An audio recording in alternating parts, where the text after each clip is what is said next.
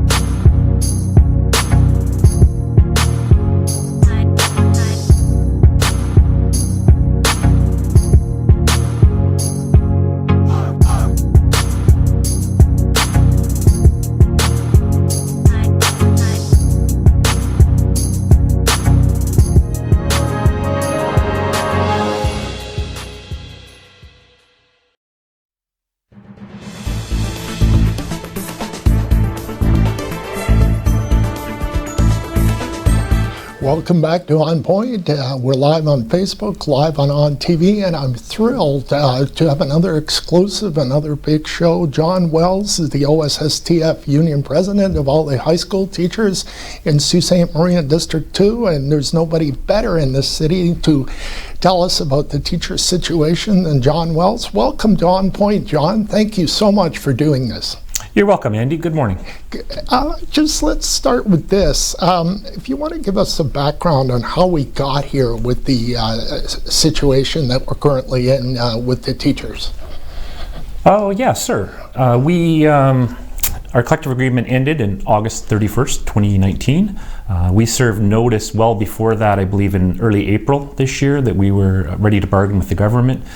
Despite an early notice, we didn't get down to bargaining until May, and due to the local central split going to arbitration, we didn't actually start bargaining until late September, and we've been at the table pretty much weekly since September. Right. Government kind of left it late. They got a late start on this, and you think they would have handled it a little bit sooner than they did? Certainly.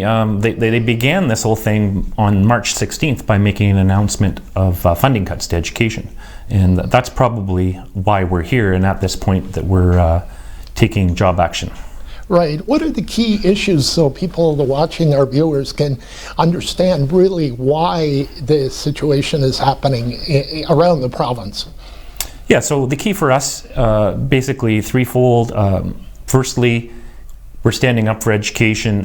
Class size increases going from currently 22.5 to 1 to 25 to 1. The minister did go to 28 to 1 originally, walked it back to 25, but we're still standing for status quo. We have a great school system, world-class school system in Ontario, and small class sizes, reasonable class sizes are part of that. The second thing is mandatory e-learning. The minister walked from 4 back to 2, but it's still 2 courses for every student to take is just not good. We know from experience, we've had e-learning in our schools for probably 10 years, if not longer. We have a number of students who take it. They find it good for them. They're successful, but e-learning is not for everybody. Right. And we have a large number of students who frankly wouldn't benefit from e-learning. And in addition to that, we have families, especially in our rural areas, that don't have access to reliable and cheap internet. Right. And then finally, the compensation piece, limiting us to a 1% increase when all we're asking for is cost of living. We haven't received a cost of living increase since 2012. And this is a government that give their deputy ministers, according to some reports I read, 14% increases. So they're really signaling an imbalance in this province, are they not? Well, certainly. Certainly, I think the public doesn't think that a cost of living increase is unfair. It's totally reasonable.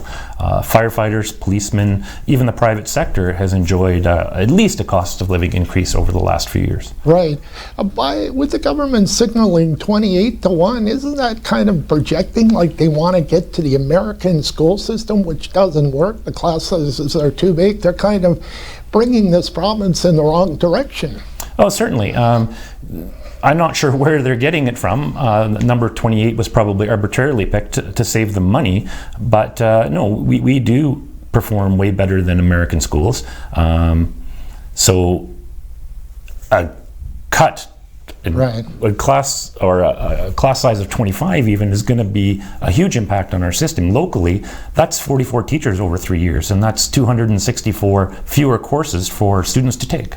So how are the teachers in Sault Ste. Marie feeling with all this mixed jumble that the government's creating? The morale must be getting kind of wishy-washy kind of thing.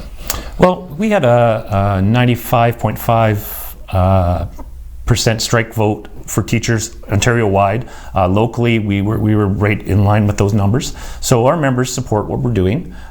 Yes, they're upset with the way things are going, but we've shown solidarity and support. We've had a very successful job action so far, and I think teachers are resolved to get the government to come to the table and be reasonable. Right.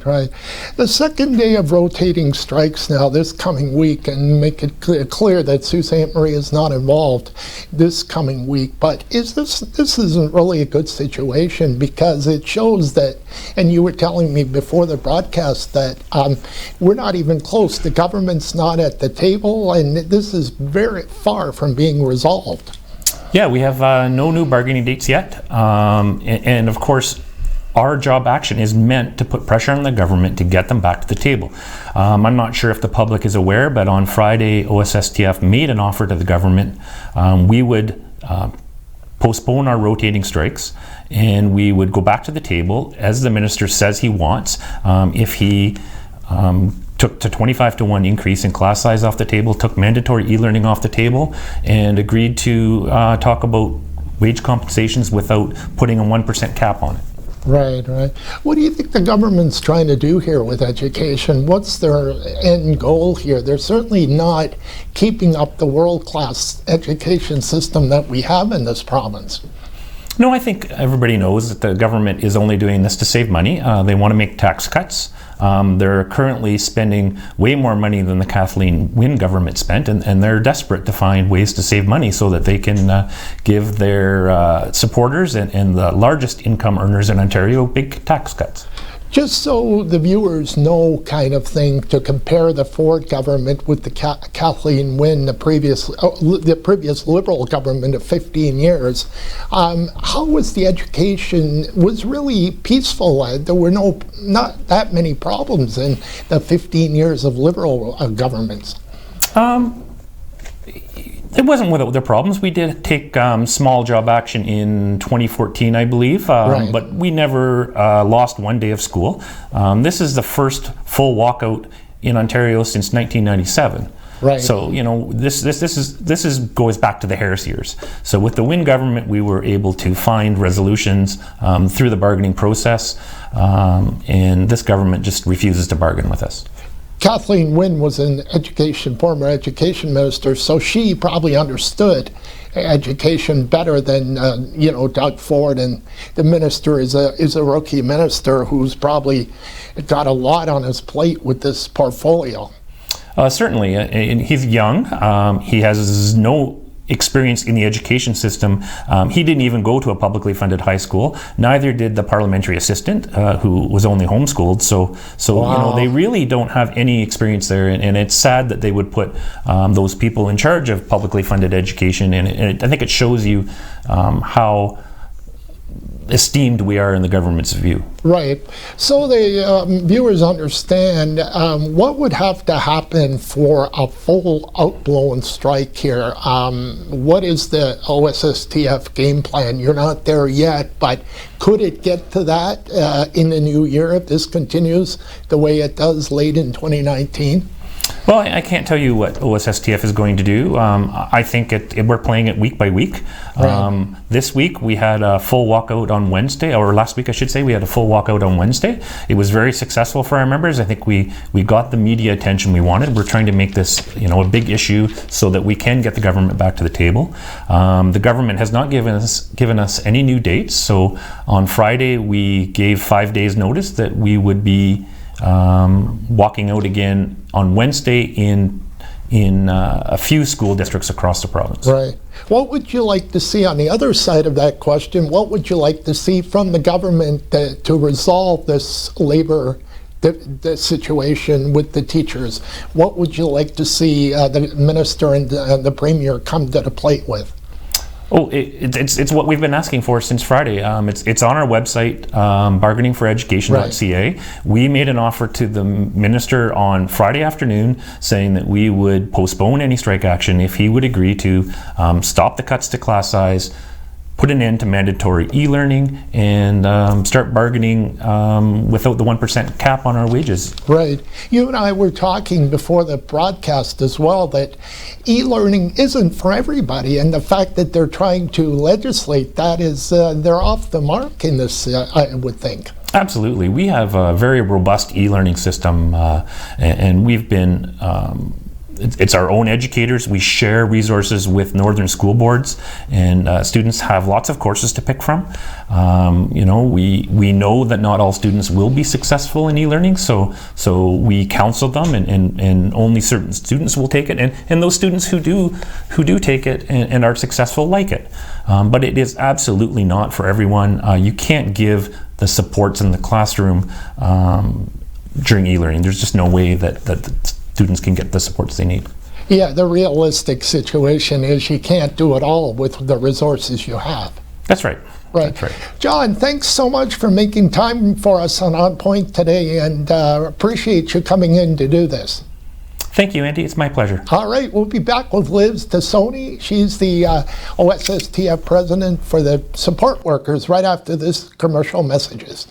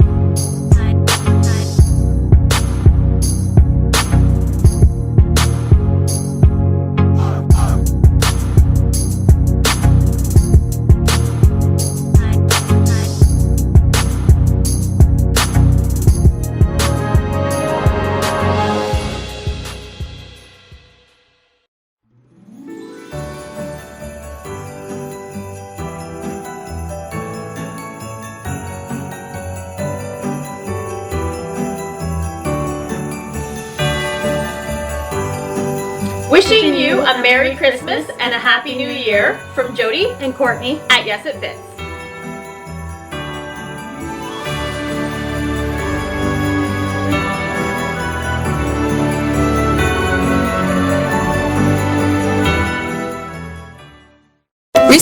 The Government of Ontario established a $100 million affordability fund to help Ontarians who don't qualify for low-income conservation programs ease the burden of their electricity bill. Whether you rent or own your home, as long as you pay your electric bill, you could qualify. There are 3 levels of support available. The first is a home energy kit with upgrades like smart power bars and LED light bulbs. The second includes Energy Star appliances that help keep things cool during the hot summer months. The third is for electrically heated homes so that your power bills don't break the bank during those long Canadian winters. Plus, all upgrades, including installation, are completely free of charge. Visit affordabilityfund.org or call 1-855-494-FUND to find out if you qualify.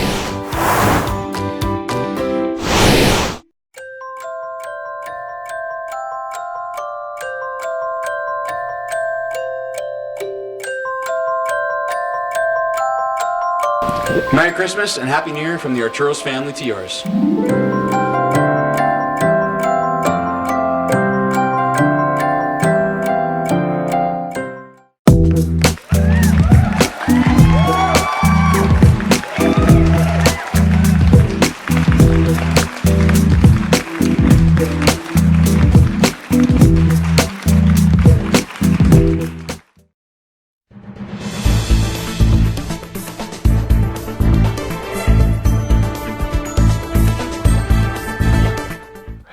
Welcome back to ONNPoint. I hope you're enjoying this exclusive live interviews with the OSSTF presidents, with the teacher situation that's going on. And we're live on ONTV, we're live on Facebook, and I'm thrilled to welcome Liz Tassoni. She's the OSSTF president for the support workers. Welcome to ONNPoint, Liz. Thank you, Andy. Thank you for having me on the show. I think it's important that the support staff is heard also. Yes, your staff is equally as important in this process, and John was with the teachers and you're with the support workers. Tell me right off the bat, Liz, so our viewers can understand, how are the support workers and why are they so critical in the schools for the viewers that wouldn't know the details of all that? First of all, Andy, I'd like to let the public know that the support workers include the educational assistants. Right. We also have the noon hours for both the Algoma District School Board and the Huron Superior School Board. We represent our clericals both in the plant department and in the high schools and elementary schools. Oh, okay. And our noon hour aides that assist the children during lunch period. And you and I were talking before the broadcast that things have changed since your son and my son went to school in the system many years ago. Things are getting different in 2019. You're definitely right. The atmosphere has changed in the schools. We have a lot of needy kids now, kids with special needs that need our support, and we're very concerned about these cuts and how it's going to affect our students and the supports for these students. Right. The front line, the support staff really are the first people to the students encounter, and they can really identify with students that have problems or having a bad day, and that's an important piece of the whole school system, isn't it? That's a really important piece because they set the tone when they come to school. We have support staff taking kids off the bus, taking kids out of the cab. So we see the kids firsthand when they come in and their mood. And our clerical people also are the frontline workers. They meet these kids. Kids go into the office. Kids express their feelings and their emotions. And we're a very vital part of the school system. Right, right. And that your staff are doing more than they really should, quite frankly, from what I understand. Everyone goes beyond what is written as a job description. We are there emotionally for the kids. We support the kids in any way we can. We have kids coming in with a lot of emotional problems, behavior problems. What's happening to the staff now, they're witnessing a lot of violence in the schools. Right. It's difficult for parents to to see this, but that's reality. That's what's happening. Our members are getting beaten up and the violence is increasing. Right, right. And it didn't used to be that way, so this is a really important part for our viewers to know that this is happening in the schools, and without talking to you or to John, I wouldn't know that, and the parents probably don't know that it's getting worse. It is getting worse, and my concern is with these cuts and increasing class sizes, I don't know how much more we can be spread. We're supporting 2 to 3 kids at one time, kids running in different directions, outbursts. We have kids in primary levels, throwing chairs, lifting desks, and because they're so stressed and they're dealing with a lot of emotional problems inside, and we're doing our best to just keep the kids calm and support them the best we can. Right. Clerical staff are involved with this as well, because they've got to see the students as well, emotionally, socially. It involves that part of your group as well. Our clerical go way beyond administrative duties. They're the ones that are there when support staff need a call home. They're there if a child comes to school and they haven't had time for breakfast. So, support staff, they're running around looking after 2 or 3 other kids. We rely on our clerical members to help us out, and that's the reality of it. They're helping out as much as they can to help us out. Right, exactly. And we talked again about the issue that support staff are not making that much money. You said a lot of them have to have 2nd and 3rd jobs to make ends meet. And the viewers need to know that this is not making $80,000 to $90,000 in the schools. Absolutely. Our support staff make an average of $30,000 a year. This is locally. We're asking to at least make what the rest of the province makes. We're only working 6 hours a day. We do not have time to consult with the teacher. Right. To just go over a support plan, to sit down with the teacher and how can we improve this child's day? How can we make this child's day more positive? There is no time for that. We walk in when the kids walk in and we leave when the kids leave. Right, and it probably leaves your workers stressed out at the end of the day more than they really should be after a 6-hour day. Our workers are extremely stressed out, emotionally, physically. They're dealing with injuries, they're dealing with emotional feelings. They're the type of people that take their job very serious.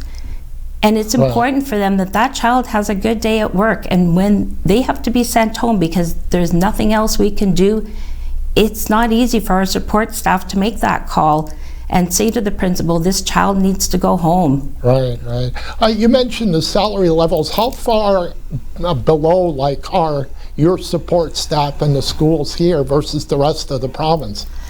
We're quite low. I'm not sure exactly, but I would say that we're about $5,000 lower than everybody else in the province. Wow. That figure could be higher. That figure could be lower. Not sure, because we only have a 6-hour day. Right. That makes a big difference. And that's important. Look, and the reality is it's important because this day and age in Ontario, with the highest tax province, cost of living, food, gas, everything is going up, and $5,000 is significant.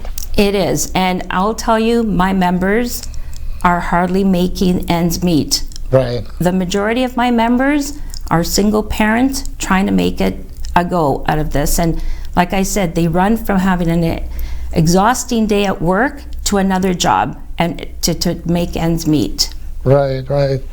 What are, if you can explain to the viewers, lack of funding really affects your workers as well as the teachers.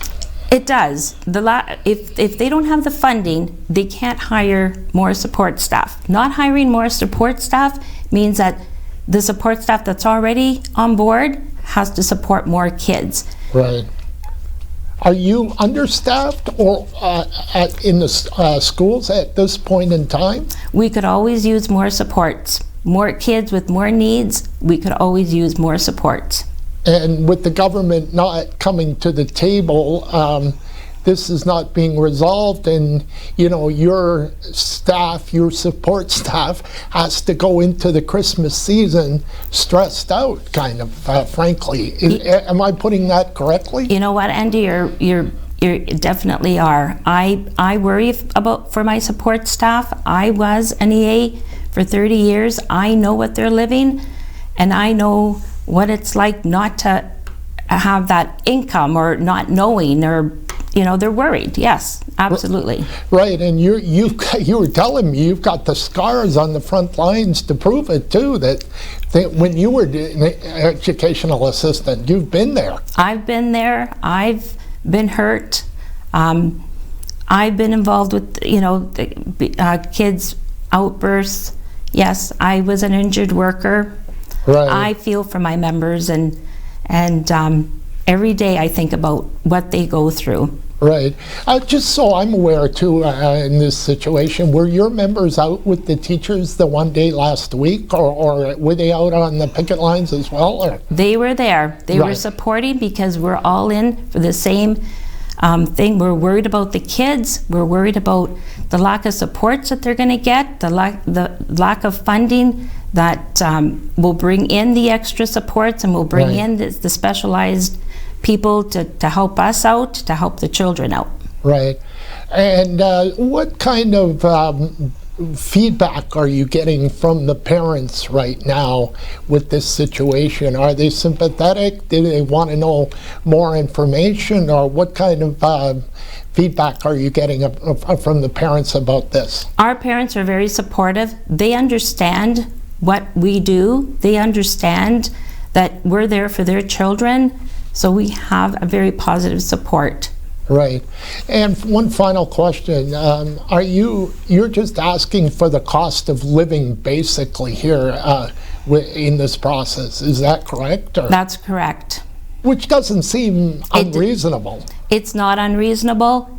And I don't know why the government doesn't see it that way. They should take each individual case and look at it. The cost of living is not unreasonable.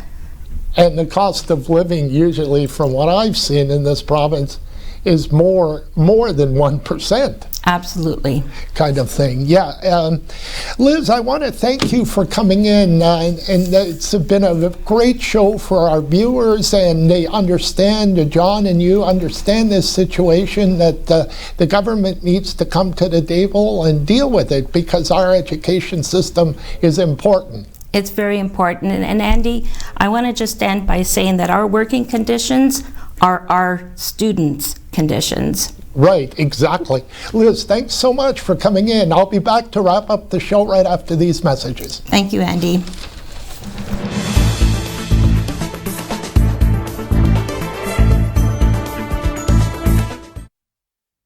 This is On TV.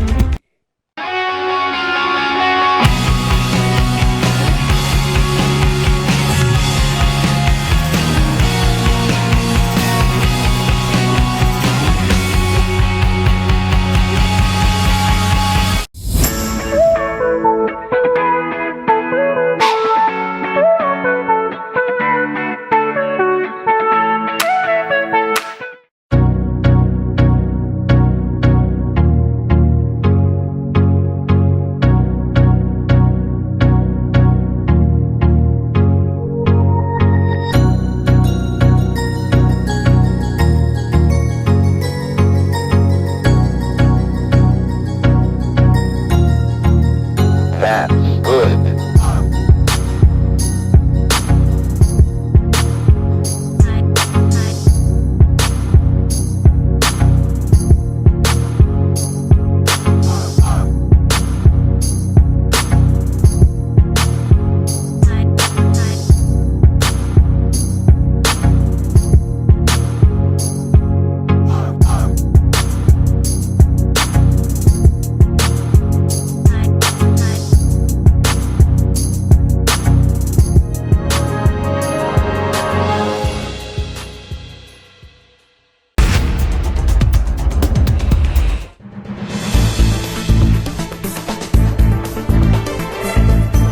Welcome back to On Point. I'm glad you enjoyed. I hope you enjoyed that show with the two OSSTF presidents. They left me with a great slogan. Our working conditions are our students' working conditions, our students' conditions. Tomorrow, Daniel LaPrade from Casey Security. Have a great day. I'm Andy Martins for On Point.